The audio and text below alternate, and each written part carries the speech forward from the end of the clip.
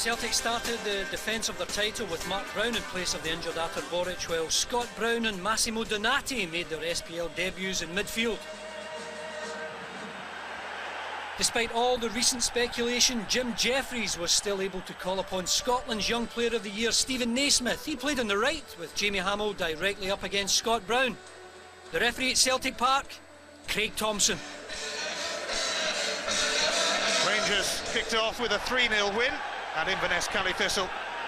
Celtic, it's over to you to see what you can do.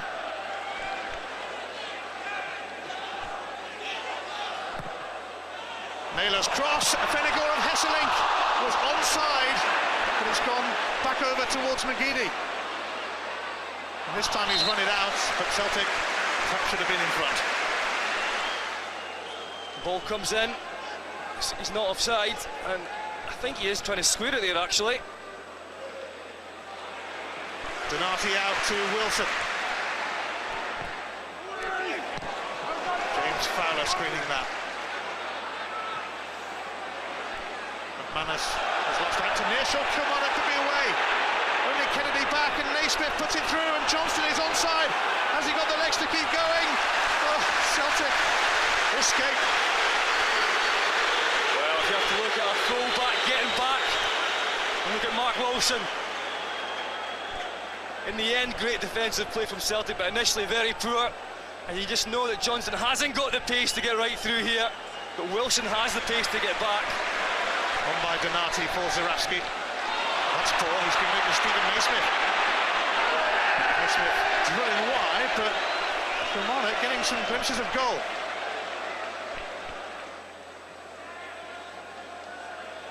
Wilson.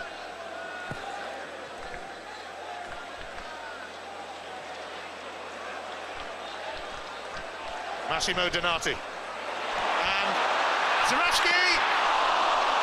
Able to get the better of Alan Combe. Well, a big hole appeared in the Kilmarnock defence. It's a nice ball in from Donati. And you fancy Zarafsky from here? Well, they've signalled to the bench that it's game over for Fowler, I think that is. See here, just Hartley with a straight leg that catches Fowler on the outside of the ankle, and as he lands, ow, that is a bad one. The last minute of the first half. Will Kilmarnock see it through to half-time. Hartley floats it in, and Kennedy, well, somehow he fired it over. Well, it turned out to be a real chance. Kennedy goes up and the ball just drops for him. He can't get over it, that's the problem. He's leaning back a little bit. Falls to his left foot, you can just see there. It's always going up.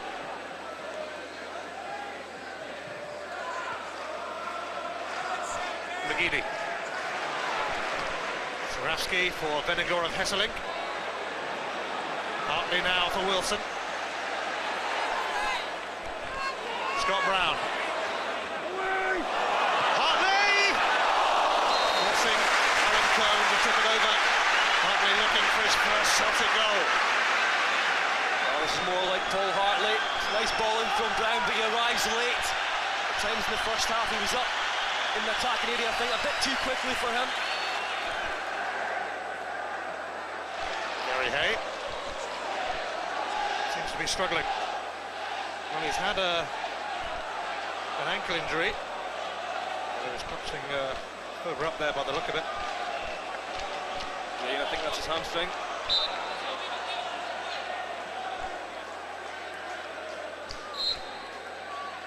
Dodds with the free kick. Razor Wright having a go at it. Colin Nish. And Simon Ford. What a chance missed by Ford. Kilmarnock could have stunned Celtic Park then. Oh dear. This is a very bad one to miss. Finds himself completely unmarked. I think it must be easier to score from there. Can't get any power in it. It's going up all the time.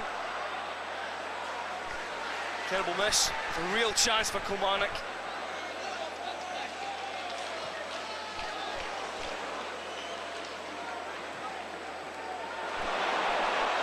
McGeady. Igor of Hesseling sets it up for Naylor. And Zurafsky, great save from Alan Combe. And then Zurafsky has poked it wide. Oh, what a save. Alan Combe.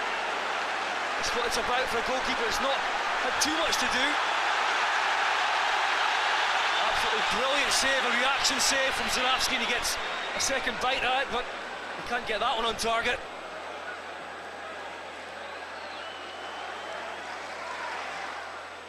Gibson has taken the place of Gary Hay, and he's having a run at Mark Wilson. Oh, he's got it across to Nish. Another chance goes begging for Kilmarnock. Colin Nish this time. It's a great play down the left-hand side. And when the ball comes in, look at this run from Nish across. Defender, I think it's Kennedy's going to cross. It's a lovely ball in, just asking for a striker to go and attack it.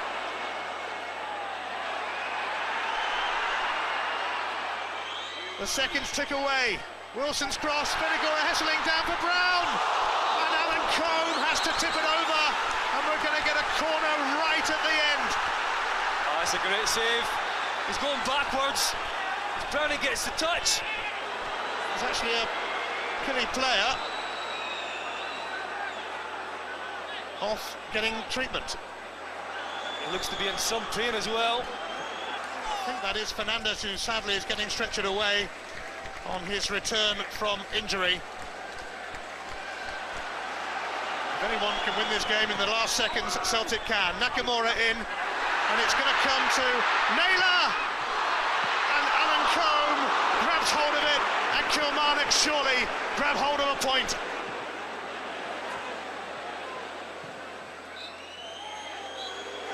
It's all over.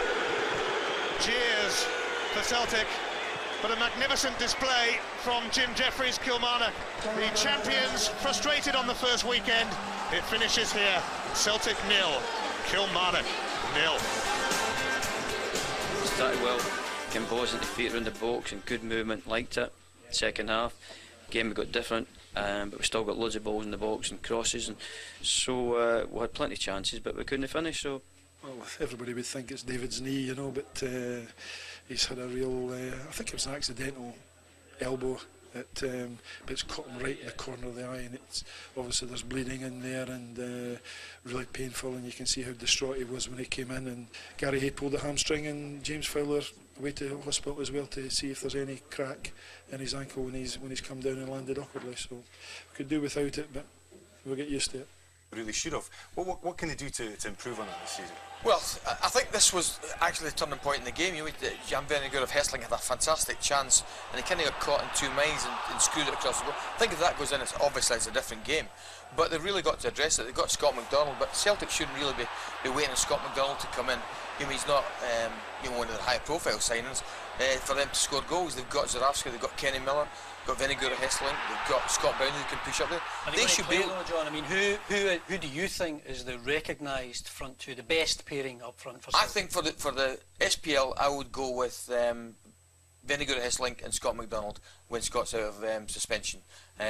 But you may still have proven that partnership can work, and you mean Celtic have got to find goals. The difference last season, Grant, was those 0-0s, Celtic were scraping 1-0s. You mean all through the season, really. They were nicking goals late on in games, and you mean it's a bad start. That's 2 points behind Rangers, but it's a good time for it to come because there's a long, long way to go. Would you persevere with that partnership, Graham? Not necessarily. I think Vennegoor of Hesseling is a stick-on, but I agree with Strachan. Strachan thinks that Zurafsky is a class striker. Zurafsky's done really well internationally with Poland. He's a hero in Poland. He's had some injury problems at Celtic. He's now, I think, into his third season. I think Zurafsky is a top player, but I think what he needs is fitness in a run of games. I would not go with Scott McDonald, no. If you're talking first and second choice, and I wouldn't go with Killie either. John, there was a lot of eyes on Scott Brown and Donati obviously as well. How do you think they coped in the first competitive outing at Parkhead? I think it's difficult. I think they'll both find it a little bit more difficult to come in and start the season at Celtic. Andy will know it's a lot heavier jersey at Celtic than the one at Hibs. There's a lot more pressure. Sundays was a big game for them.